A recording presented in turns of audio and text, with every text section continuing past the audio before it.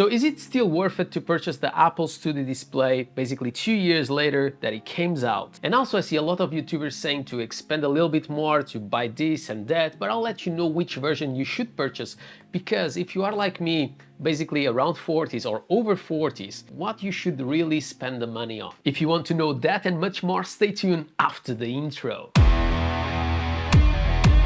Hi everyone, Marcus here from MacBook, and if you love tech and if you love discounts, this is the place for you. And today we are going to talk about the Apple Studio Display. I basically purchased this in second hand at John Lewis. It was there as a return. That customer have basically thrown the box out, and because of that the price of this unit was really cheap. And yes, for the price it's difficult to accept that it doesn't come with variable and 120 Hz refresh rate. And let's not talk about the local dimming and HDR missing. And the other disappointing point is the webcam, that for 2022 was not really good, and obviously in these days is definitely also not the best. But for that you have your iPhone, that is basically the camera that I'm filming right now. But if you put this aside, and when we talk about the screen quality that you have here is insane, is super sharp, is super bright, and obviously if you work with video and obviously editing images, this screen is everything that you ever desired.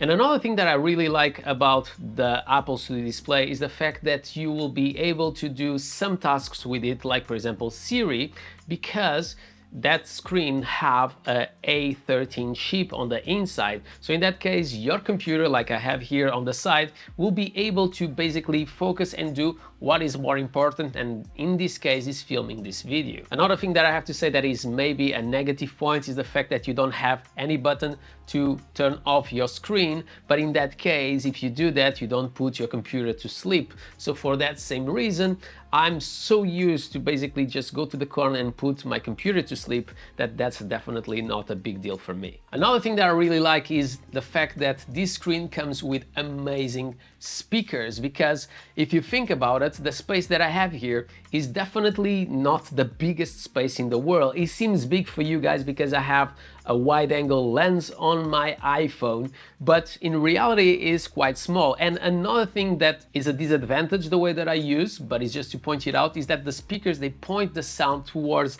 the bottom part of your Apple Studio Display. And because I use my screen much closer to the table, that will make that the sound is a little bit more bassy. So just to point it out. And another thing that I have to say to you guys that I really like about the Apple Studio Display is the fact that you don't need to do any calibration whatsoever to the colors.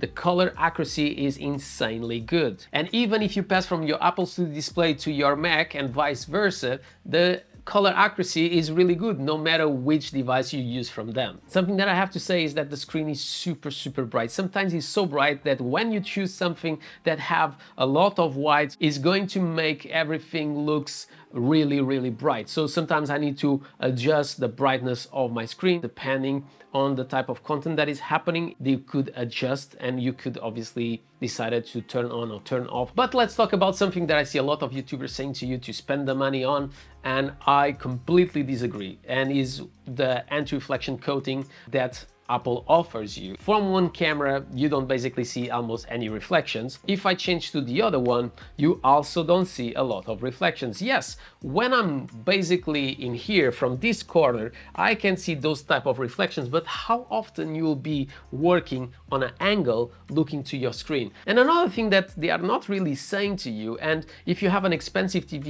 you will resonate with what I'm saying, is the fact that if you choose that type of coating of anti-reflection coating, you need to be very careful how you clean it. But if you choose the version that I have here, that is the glossy one, you will not have to carry about. You can spray, you can clean it, and it will always going to look perfect like it was on the first day. But let's talk about the subject that is more important for me, the eyes. So when you reach an age like mine, that you are basically 40 years old, our crystallines start to lose flexibility. So our lens inside our eyes starts to get harder, and you have muscles that they increase your prescription in a +3. So you have 3 dioptries more on your eyes. And why is this so important to choose your screen? It's because you rely more and more to look through the bottom part of your lenses, because you start needing to have, like me, like a boost lens, or you'll start needing to have a varifocal lens. So if you choose the 2 versions, not this one, so this one is the one that comes with the VESA mount. The first thing that you'll do is to bring the chair up, and you have to bring the screen down. And obviously, if you choose with the one that you can change the angle and also you can change the height, it will not go completely down like I have here, that is basically flush with the table. So for that same reason, I'll definitely recommend you this, because you'll be able to create a bigger angle between your eyes and the screen. When older we get, more we rely to the bottom part of our lenses. Obviously, if you choose to go to the VESA mount, you need to buy an arm like I have here, but it will allow you to just move the screen wherever you want, to the position that you want. If you have something behind, it's really easy to lift it up, grab it, and after basically drop it again, and be hiding many times when I'm filming and I'm doing like B-rolls. I have the camera here on the top and I can basically move this on the back of the screen, so I have this space to basically show something for you guys. So you have a little bit more flexibility if you choose something like I have in here. The only disadvantage is the fact that your table can't be against the wall, so you need to leave some space in between so your arm can move in that specific direction towards the wall. And the last thing that I had just to say about this screen, and it makes me like it so much, is with the brightness, with the sharpening that you have in here, it's impossible for you to see any pixels on it, because here you have a 5K display. So if you have a 4K and you pass to a 5K, believe me, you definitely notice the difference.